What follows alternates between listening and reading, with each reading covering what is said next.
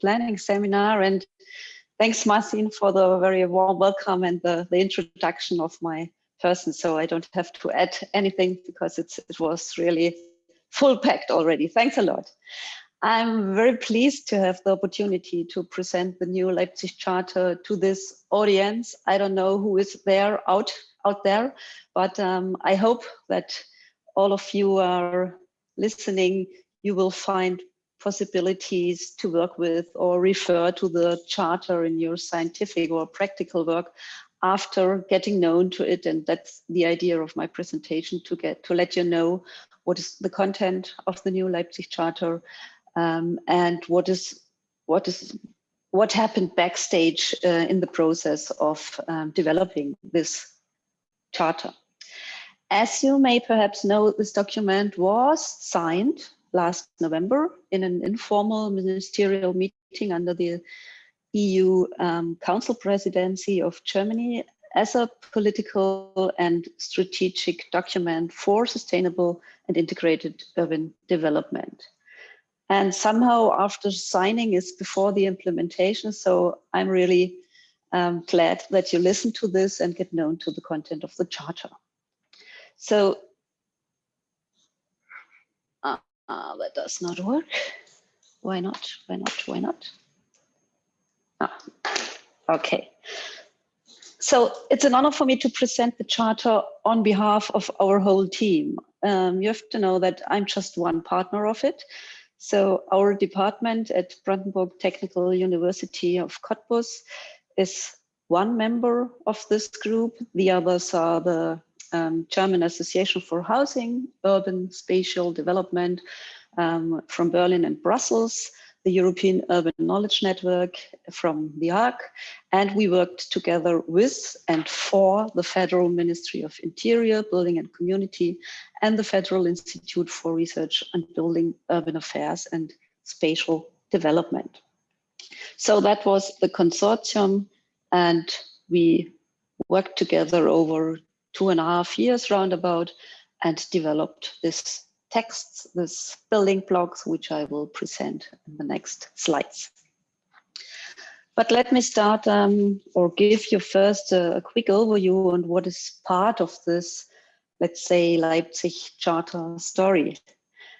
On a whole, this is, or was, and still was a strategic process which wanted to figure out if there is a need for a new, a reloaded, or Leipzig Charter 2.0 or whatever, a new document after that one, which was signed in 2007 as the first, or the Leipzig Charter.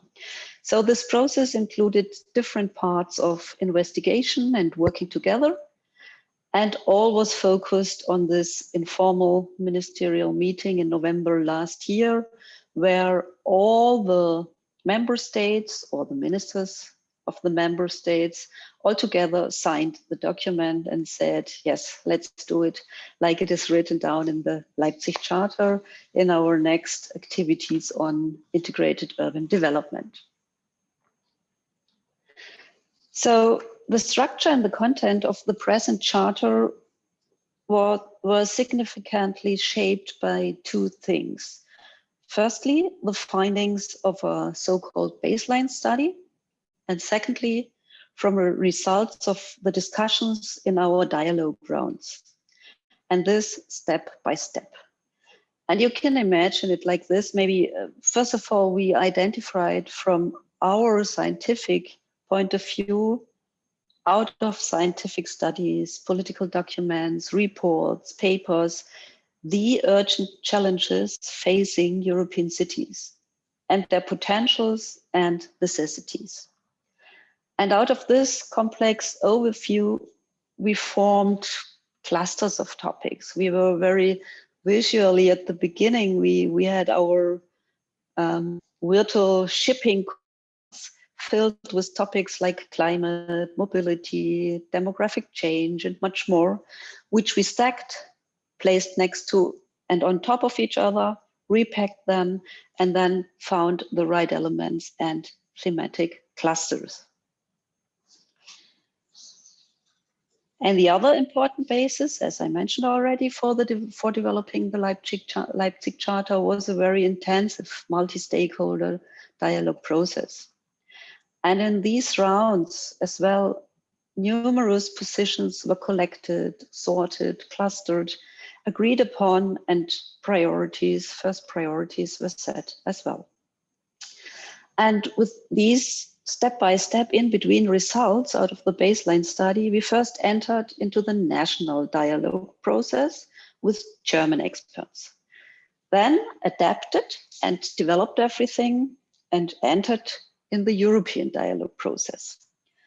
The whole thing, 6 times each, and so the document initially became more and more intensive, detailed, and comprehensive at all. So the participants, maybe that's interesting for the governance understanding, the participants at the national level were university representatives, the German Association of Cities and Towns, the Chambers of Architects, landscape architects and engineers, the Association of Urban, Regional and State Planners, the Trade Association of Germany, the federal government, local authorities, federal states, and representatives of planning offices as well.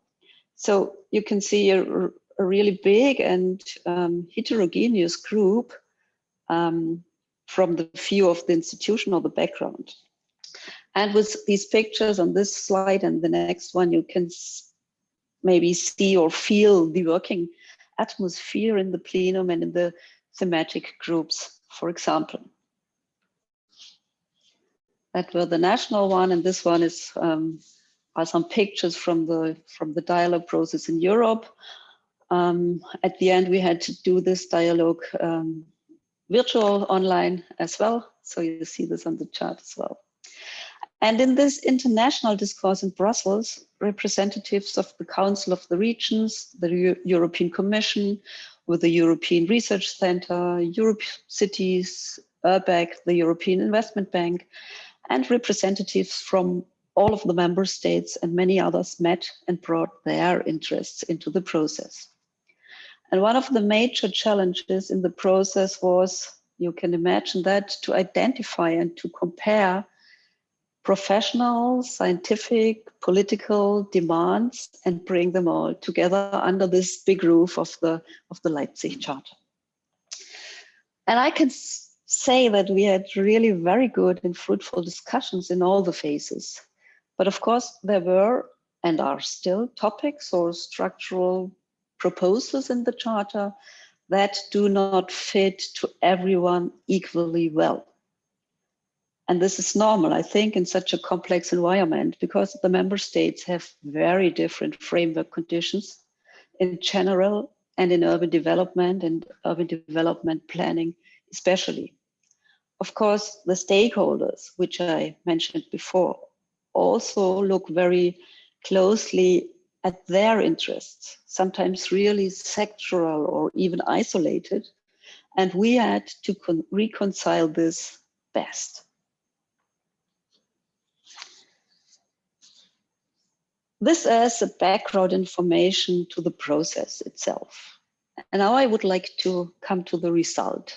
The Charter, with its content, structured into 4 main building blocks. We had always tried to keep in mind that the Charter must be readable, what means short and understandable. We have 12 pages now in the signed document, and we wanted to have not more than 8 at the beginning, but anyway, still 12 pages was not much space to bring all the topics under this umbrella.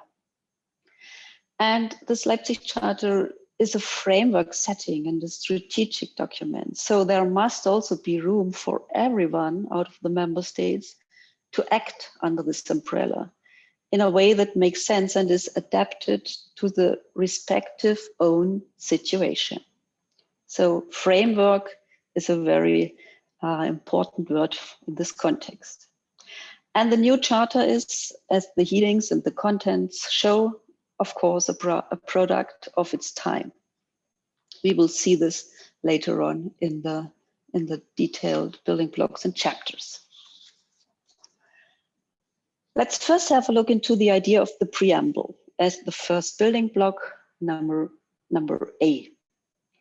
And one big question at the beginning of our working process was, why do we need, again, a Leipzig Charter? And what then is the difference to that one from 2007? And remember, during the preparation of the 2007 Charter, we were in the middle of the EU enlargement to the east, with specific topics and questions about transformation in neighborhoods, housing construction, shrinkage, and so on. The Charter at that time was the first international document to deal in this form with the issues of urban development. In the meantime, however, there are many policy and strategy papers that have been taken into account now in the updating process. You can see some of them on the slide, they are mentioned there, like the SDGs, the Paris Agreement, the New Urban Agenda, the Green Deal, the Agenda 2030, and others. And in addition, we now have other more, let's say, pressing global challenges, which are now reflected in the current version of the Charter as well. And the idea behind the addressed European city are some characters which we combine with this idea or the model of the European cities, and you see them on this slide. I just wanted to mention some of them, like the cultural and the political tradition of democratic rights and values in cities.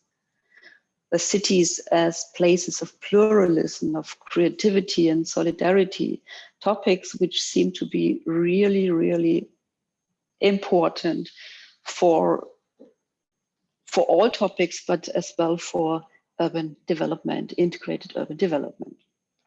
To see that cities are testbeds for experimentation and new forms of problem solving. And to keep in mind that the European city is compact, socially and economically mixed with a well-developed infrastructure. And the last bullet point, maybe I will add that, the so-called Baukultur as the basis for integrated planning and design processes.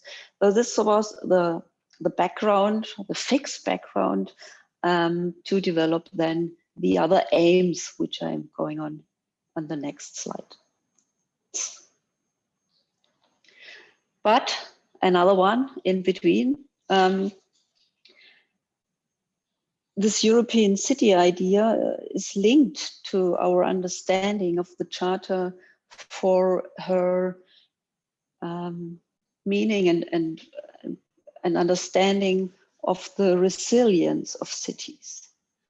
We had to discuss this intensively because of the pandemic, of course, but even before, you remember the other big challenges I mentioned before, it was not just because of the pandemic situation. Even before, we had a lot of discussions and now content in the Charter, which is taking into account that the necessary flexibility of cities to react to external disruptive events is important. And that we have to take into account the ability of cities to learn from past events and to adopt things. As well, that we need a balanced implementation of the 3 urban dimensions, which I'm going to talk about. And at least the predictive planning and risk scenarios to anticipate challenges. This last point is one which is, of course, strongly connected to urban planning and urban planners. So this figure shows in an overview the structure and the main content or elements of the Charter. And as you can see here, very simple, the new Leipzig Charter unfolds along 5 key principles of good urban governance. These are applied to 3 dimensions of the city and that are the spatial content, at 3 spatial levels of the city. And these things are needed to empower the cities, and that is the basis in this figure, empower cities to transform. And I will start with the three mentioned dimensions and the one cross-cutting dimension which we have in the Charter. These three, the just, the green, the productive cities, are in orientation to the understanding of sustainability, of course, but nevertheless, they a little bit more focus on the current affairs, let's say. And we decided to have not a fourth dimension with digitization, but to have one cross-sectoral dimension on this topic. And if we go a little bit deeper into this, starting with the just city, the dimension of the just city, what does it mean? It means to ensure the equal opportunities and environmental justice for all, equal access to public services, socially balanced, mixed and safe neighborhoods, and an integration of all social groups and generations. And it seems to be banal, really important to empower and acquire the skills and the education for that. And the second dimension, the green city. It means, of course, more than green. The central points are here: the creation of high quality urban environment, connected or for air, water and soil, to have climate neutral energy supply and energy efficiency, and to organize, to manage a shift towards innovative and efficient technologies and circular economy, as well as and the shift towards a sustainable mobility. So the dimension of the green city is on a huge number of topics. It's a big dimension, let's say, and it's strong connected to the Green Deal of the EU. And the last dimension, sectoral dimension, let's say, the productive city, which means that we should have a diversified economy for jobs and financial base, cities, inner cities as attractive business locations, and here the shift towards a digital, service-oriented and a low-carbon economy, and the change, managing the change in the retail sector with the assurance of supply of daily goods everywhere. And to promote, even under this topic or the roof of the productive city, promote a mix of living, working, recreation, education, and leisure. And the cross-cutting issue, as I mentioned before, this means that in all these other three dimensions, we should use the opportunities of digitization and to shape it actively in any environmental, sustainable, inclusive, and fair manner. That we keep in mind under this roof the challenges of digitization, but as well, of course, the potentials. So this is the part B in the Charter under the umbrella of the headline of the Transformative Power of European Cities. And in the middle of this figure, these were the three dimensions of the city. And now I want to look on the three spatial levels of the city: the neighborhood, the city as a whole, and the urban region, or the functional area as we call it here. And I would like to refer in particular to the change between the new and the last charter at this point. Maybe you know that in the 2007 charter, one of the key messages was to strengthen the disadvantaged or the deprived neighborhoods. Nowadays, we have neighborhoods with manifold issues on climate topics, on migration and arrival, and so on. So the neighborhood level in this charter 2020 has a broader scope. It's not narrowed on this deprived situation. New in these spatial levels is the level of the so-called functional area. functional interdependencies reflecting the daily life of the people. The urban-rural relationships are firmly embedded in it. And the Charter is now also less, let's say, exclusively related to large cities, because that was something some people mentioned critically, that the last Leipzig Charter was a charter for big cities. So this one addresses also clearly the smaller and medium-sized cities. And I will come to the 5 principles of good urban governance.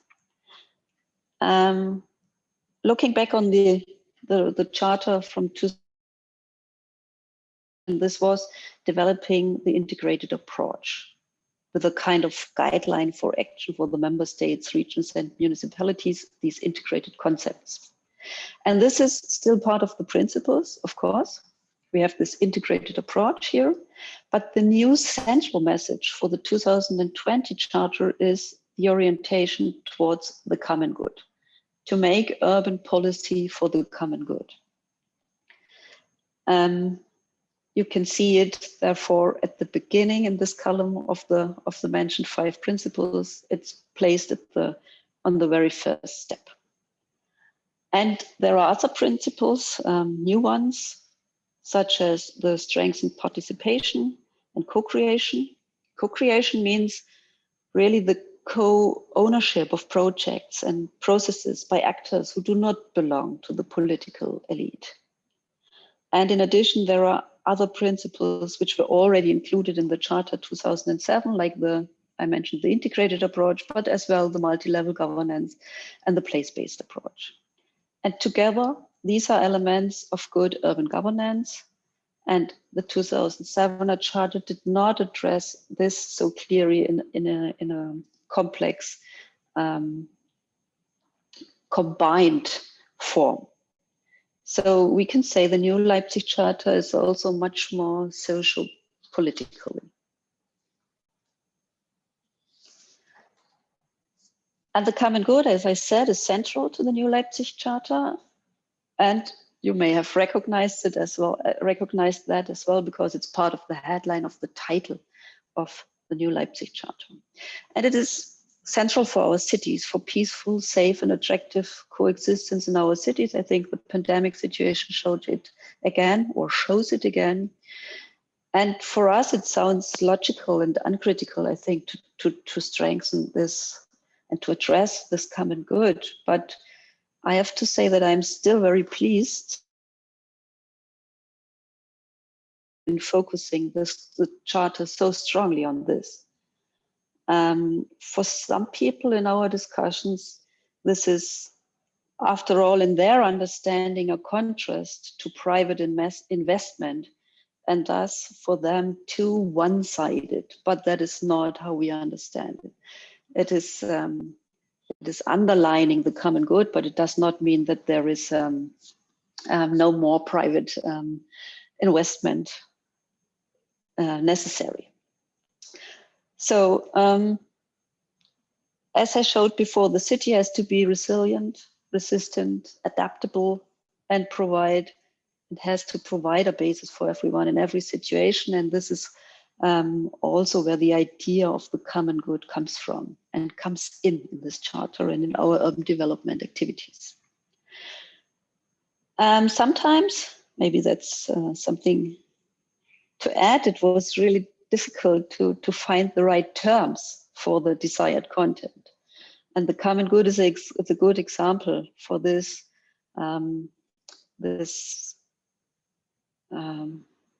problem with these fuzzy terms, let's say. With the common good, we discussed a lot and translated back and forth for a long time in order to bring our German word of Gemeinwohl, that is very familiar to us, and set it in such a way that the content is still correct. I don't know if you understand what I mean, but it was really too hard to find the right words for the right content in different languages, because the fuzzy words are hard to set. So that was a huge challenge beside the developing of the content in the whole process. The integrated approach as key principle,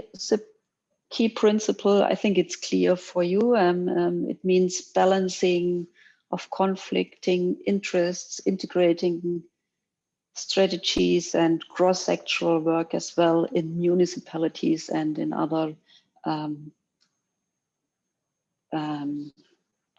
levels of cooperation institutions. I go a little bit faster over that and come to the participation and co-creation as one of the key principles. The participation was already included in the Leipzig Charter 2007, but now it has taken a whole step further. As I mentioned already, the range goes till co-creation, and as well, I think this is it's a pluggedly and correct step in this charter.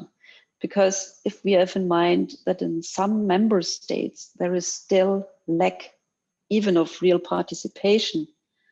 And for them, or for urban activists or other groups, it can be helpful to have this document of the Leipzig Charter and refer to it in talking about such activities. And I want to emphasize this key principle because here, above all, although the people, the citizen, the inhabitants of cities are directly in it, much of the content of the charter seems due to the matter quite institutional, technical. But in this principle, it becomes clear that the city is a joint effort of all, and the people, all of the people are very important to make these shifts and this transformation. The multi-level governance key principle it's much more strong now in this charter. And the main points here are the vertical and horizontal multi-level and the multi-stakeholder cooperation, the bottom-up and top-down mechanisms with formal and informal instruments, and all of this in reference to the Pact of Amsterdam and the urban agenda for the EU, of course, which had the multi-level idea as key element. And here I can also already refer to the second document called Implementing the Multi-Level Governance, and I'll come back to this later. First, we go ahead with the key principles. And we are at the last one, the place-based approach, and you can read the bullet points on the slide. The main keywords are, and they are addressed to the responsible actors and stakeholders, to always appreciate the specific local situation, to use appropriate instruments and tools, and to enable the transformation in experimental ways as well. And I come back to my figure and now to the basis of this building, let's say. The basis shows through what the cities should be empowered to do this transformation. In this building blocks and chapters, it becomes more operational in the sense that instruments, funding claims, and other things are directly addressed. And if we go into this a little bit deeper, this is the indents. It is the framework for strengthening the city's capacity to act and to do all the things I explained before, because the cities are the point where these things have to be done and where they come over them and the people. So the cities need the capacity to act and the ability to achieve this urban development policy oriented towards the common good. And in this chapter are topics such as active and strategic land policy, active shaping of digital change, and it demands as well a strong national framework and funding conditions in urban development policy. including uniform EU directives and funding instruments. I have to hurry up a little bit. So we have it in detail on these next two charts, but I'll go over them quickly. A lot of things did I mention already before when I explained the challenges. But as you can see, there are in this building block D, empowering cities to transform, there are applications to the multi-level responsibilities. Here, for example, on this slide, to the member states, what they should do to continue or to establish national and or urban policies, for example. And through what, through which instruments and help to the cities. And here we have some bullet points on EU regulation and funding instruments. So what should happen there, the urban agenda, and so in the European Urban Initiative, and so on.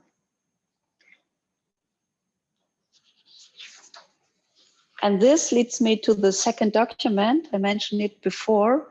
Until now, I talked about the Leipzig Charter, but there was and is a second document signed as well.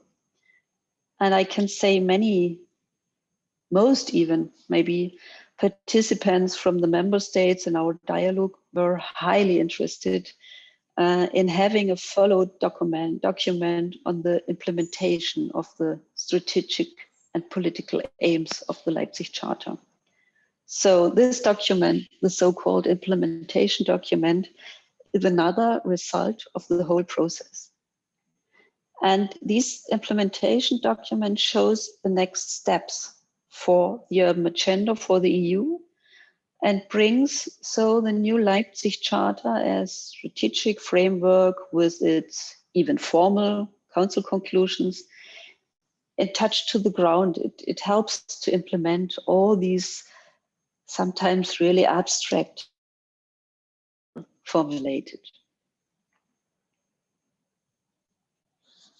And now it's getting a little bit confusing, but that's like it is. I will just have together with you a glimpse on the structure and the idea of that document as well. And what you can see here is, first of all, the title of the document. I think I did mention it, the implementing the new Leipzig Charter through multi-level governance, next steps for the urban agenda for the EU. And you can see there elements of the urban agenda for the EU, like the partnerships and the three betters, better regulation, better funding, better knowledge, the institutions which are involved and responsible. Everything which is there in black, it's our existing structures, and the blue things are new structures. And what we can see on the left is the connection to the Leipzig Charter. There we have the 5 principles I referred on and which I explained. And then it's the next step is the implementation document and the implementation of things, of aims, of principles. This is, and that's why it looks a little bit complex, let's say in this picture, at least, this is still work in progress, even if the document is signed. Some are work in progress, and under the new presidency of Portugal, starting at the beginning of this year, and maybe even under the presidency of Slovenia in autumn, all interested participants out of our process and others will work on this to make it much more clear and to fill it with life, this implementation document as well. So to explain it in detail and deeper, I think we would need another seminar and perhaps another speaker, because I have to say in the development of this document, I was less involved than in the Leipzig Charter itself. Silke, 5 minutes more or less. Oh, that's my last chart already. So, but maybe we can use the time for discussion then. Of course, yes. I just wanted to make a short summing up. The new Leipzig Charter on the Transformative Power of Cities for the Common Good, that's the title, was adopted at the informal ministerial meeting organized on the 30th of November in the last year under the German presidency. So that's why we are in such strong way connected to this topic, because it was under the German presidency, as well was the 2007 charter was as well developed under the German presidency. And this new charter provides a key policy framework document for sustainable urban development in Europe. And the charter highlights that cities need to establish integrated and sustainable urban development strategies and ensure their implementation as well for the city as a whole, from its functional areas to its neighborhoods. And this document, with a focus on the common good, is strongly aligned with the cohesion policy and its framework for sustainable urban development. And all member states agreed to implement the charter in their national or regional urban policies. And the new Leipzig Charter is also accompanied by this implementation document, which intends to guide the next phase of the urban agenda for the EU according to the renewed parameters and circumstances. So I have to thank you, to all of you, for listening to these explanations. And I put this link here on the last slide because I'm not sure if you got already these documents. You could see them, how they look like there on this slide. This is the implementation document. On the very first, there was the Leipzig Charter. And you will get the documents under this link, which I have on the last slide. Thanks a lot. Thank you very much, Silke. Very nice talk, very interesting, and already stimulating a discussion and a lot of questions that came up in the chat. Should I stop the presentation, or what should I do? What do you think? Yes, perhaps that's a great idea. If you could stop sharing the screen, that would be great. Okay. Thanks. So let's follow the order of appearance of the questions. So the first one was from Roberto Rocco. I would like to hand over to Roberto to ask the question. Hi, Silke. Thank you so much for your super clear presentation. It's super nice to see the Leipzig Charter coming alive.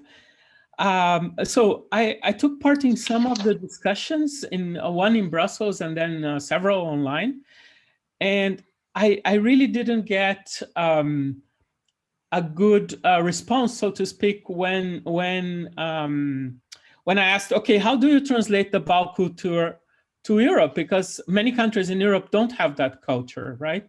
How do you think that translates? And if I may add to this, there was also a related question from Alexander Vandal about how far the Leipzig Charter is related to the new European Bauhaus initiatives of the European Commission. I think that this could be related, right, to this, right? Yeah.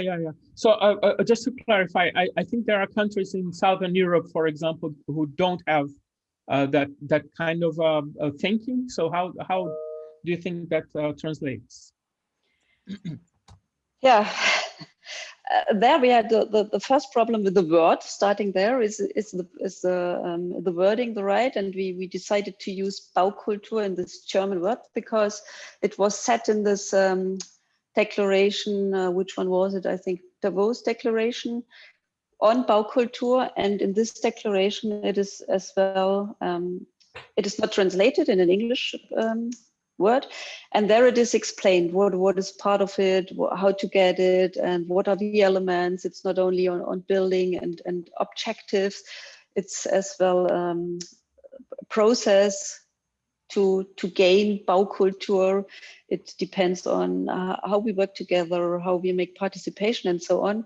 So the Leipzig Charter decided just to refer to this other declaration on Baukultur, and hopefully or needs to be understood there, because as I said, it's a very complex document already, and we hope that the other member states, or not only the other member states, all member states more and more understand what it means to work like this and to act like this in this understanding.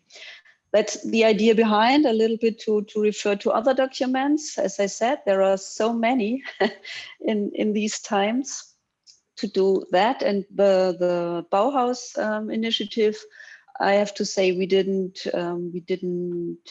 address it directly in the charter. But what I did not show is, together with the Leipzig Charter, there was published a list of, how did we call it? Not references, but added documents. And there it is listed as well, because we could not take everything again into account, which is already mentioned or cleared in another document. Did this answer your question? Yes, yes, yes. Okay. Very much. Thank you. Thank you, Roberto. The second question was from Andreas Faludi. Andreas, would you like to ask it, please? Sure. Yes. Well, thank you. Welcome, Silke. Guten Tag, or if I was speaking Austrian, Grüß Gott. Yeah? I have been deeply involved in studying the European Spatial Development Perspective and the territorial agenda. And of course, eventually, you mentioned that the urban agenda, the Leipzig Charter, was adopted together with the first version of the territorial agenda. Now, when I was always very interested by the political context, by the powers, who wants this and who can get this done. Listening to your presentation of the new Leipzig Charter, I thought, well, this was really a textbook of urban planning. That's what it was. You could use the structure which you have presented and which has, of course, been the product of cooperation between all the member states as the table of contents of a textbook on urban planning. And I was always looking for what I thought were the moving forces behind the European Spatial Development Perspective, the political forces. Now, you did mention something towards the end, when you mentioned the Urban Development Group and the Directors General and so forth and so forth. But my question is really, who wants this? That cities and towns want it, and that urban planners want it, I take it as a read. Yeah? But what makes you think that in the context of European integration, in the context of an embattled European Commission, the interests of various member states clashing with each other over money, what will this make this into a success? And what are the dangers politically? Yes, you are shaking your head, but that's a really big question. question. Yes, it is. It is. Yeah, I think I cannot answer it completely or right or something like that. I just can a little bit talk about what happened, let's say. And that was really, as you described it, at the very beginning, there was, so Germany said, yes, we can renew the Leipzig Charter, of course, because we did it in 2007, and maybe we should do it again. And then, first of all, the member states said, yes, we expect that you will do that again. It was good, and it would be helpful to have it again. But no, not but. And a lot of them said, okay, the Leipzig Charter, yes, that's interesting, but it's much more important to have this, again, something like Pact of Amsterdam, Urban Agenda for the EU. We need something to work together in this multi-level understanding. Not only have to have the aims, but to work together, like in these partnerships, you know them, of course, partnerships on different topics, where all sit together at one table and get known to problems and potentials of each other. So there you get better known to who needs what and who wants what. That's what was behind your question. I think in our discussion, it was still very abstract and things had to be done. Some of them were very wished, let's say, but others, yes, let's do that. And the real intensive discussions then followed on sectoral topics or situations in member states, or in the topic of climate change, or in the topic of mobility and these things. So I think there are very various motivations for joining this dialogue, or saying, yes, we want it, do it again, please. They are very various, and a lot of these, for example, member states from the eastern part of Europe often said, oh yes, but we will not be able to do that or that, what you are writing down there. But, and then the difference came up again. Some representatives of the city said, yes, please give us this document so we can say, look at that, it's written down there to the member state or something else. And even activists did say, yes, we need it, even if we know it's far away from our daily work, which we do now. So I think I can close it just with various motivations and understandings what to do with the charter and to use forward. Maybe we have to talk about this in another situation again and go deeper. Okay, thank you very much, Andras. Thank you, Silke. Let's move to the next question. There was Božidar Ivanov. Božidar, would you like to unmute yourself and ask the question, please? I think my question was already addressed in the previous two questions about the different planning traditions in different countries, and the political question that was just touched by Silke. So thank you. Okay, thanks a lot. Thank you. So then let's move on to Yuling Liu. Yeah, thank you. Thank you, Professor Weidner. I really enjoyed your presentation. I study shrinking city, and I see here in the participant 4 of us who study shrinking city as PhD topics are here. And I assume you know the topic more or less well, because in Cottbus they have a lot of this kind of discussion as well. After all, the shrinking city topic originally is coming from Germany.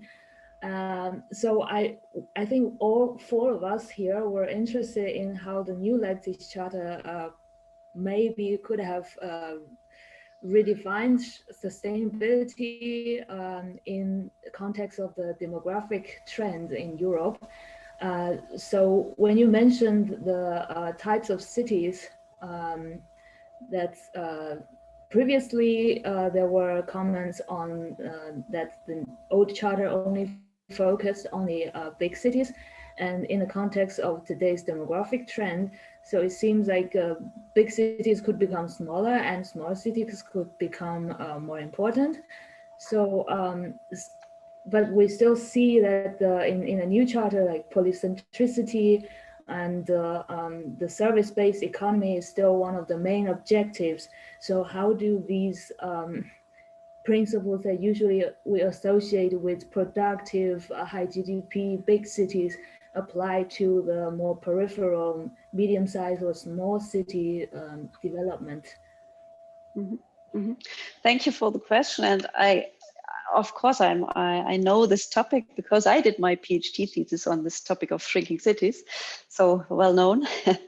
And the Charter addresses different types of development in cities, shrinkage, growth, and so on. But it does not give solutions or ideas, nor for the one direction of development, nor for the other one.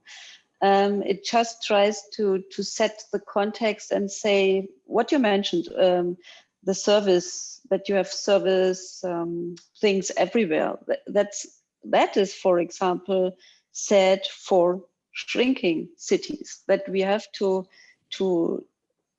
find solutions for giving the people the opportunity to bring their children to school there and to get their daily supply and so on and so on. So it does not divide it, the formulated aims into this is for shrinking cities, this is for growing cities or something else.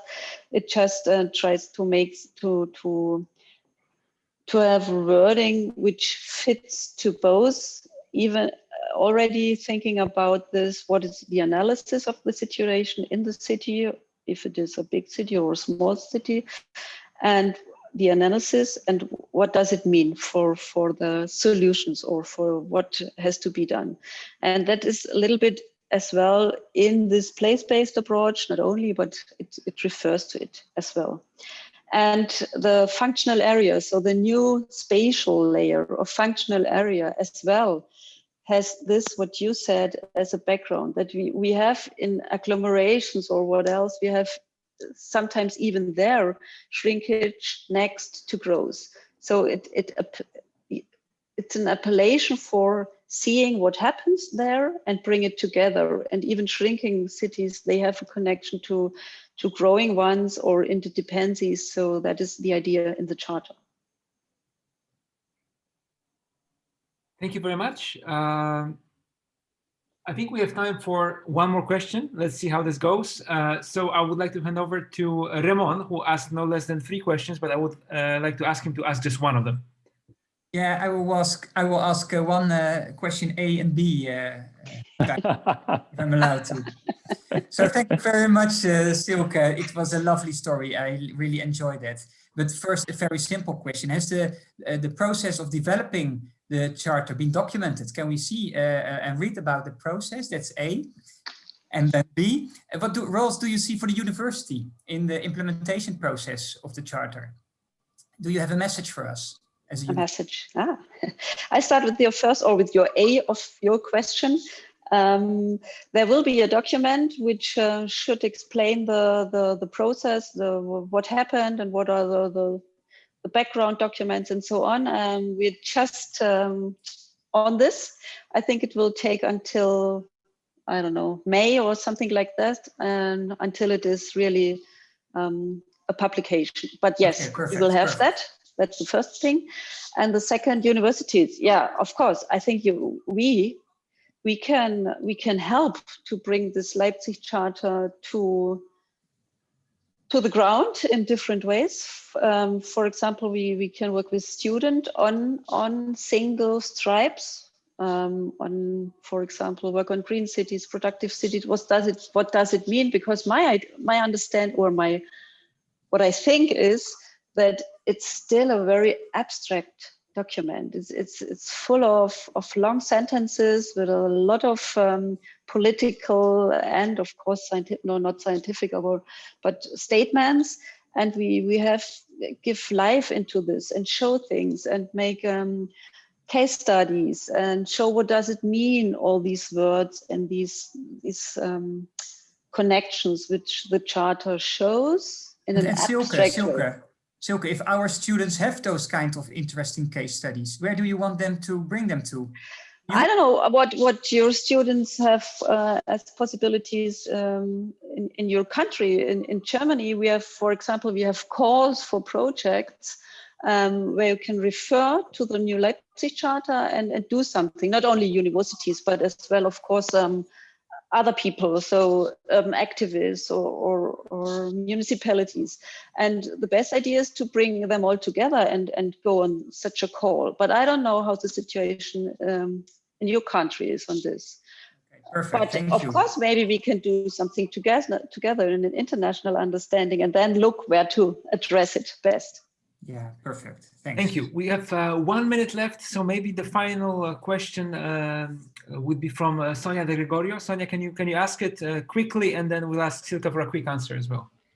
Yeah, thank you, Marcin, for the possibility. Thank you, Silke, for the very, very interesting insight into the Charter. My question is related with the process of construction of the new Leipzig Charter and its relation with the process of construction of the urban agenda for the European Union. Particularly, I would like to know if there were exchanges, retrofitting between both processes, or if they remained in parallel, as it seems from an external viewer as myself. So I am very interested in knowing how these both processes were integrated, if they were, and also if the very specific outcomes from the work of the partnerships of the urban agenda for the European Union, as you know, have been formalized in the plans from the partnerships, were integrated in the charter as possibilities to add, or are going to be integrated in the future. Thank you very much. Thanks a lot. I try to keep it short. No, the processes were not sometimes they were parallel, but there was a lot of combination. For example, the evaluation of the partnerships. We had this evaluation in one of the Brussels meetings, and so we learned from it in the process of writing the charter. I think we had 12 dialogue rounds, and I think we had in 4 at least, we had representatives out of different partnerships on the first day to hear what they did and what they learned and what they have to say. And on the second day, we tried to bring what we have learned then into the Leipzig Charter process. So it was very strongly connected. And what was the third part? Did I answer already everything? No, there was. Yeah, it was just about the integration of the outcomes in the action plans of the. Yes. Yeah. Yes, to this I have a short answer. I mentioned this baseline study, or the study which started at the beginning, and in this study, which will be published as well in hopefully May, there you can see in all the sources that we had a look into all not all documents, but into documents from all partnerships. And we learned from then for the different chapters on, for example, mobility, climate change, and so on. Yes, they were part of our dialogue and part of our baseline study. Okay, thank you very much. Okay, so this I think closes the proceedings. We ran out of time. Thank you again, Silke, for this excellent talk. Thank you everyone for coming, joining us, and asking really good questions. And I wanted to invite you to keep an eye on our future seminars, on our Twitter, on our blog, and you're warmly invited to take part in them in the future. So let's finish with a round of applause to Silke, and see you next time. Thanks. Thanks a lot. Bye-bye. Bye.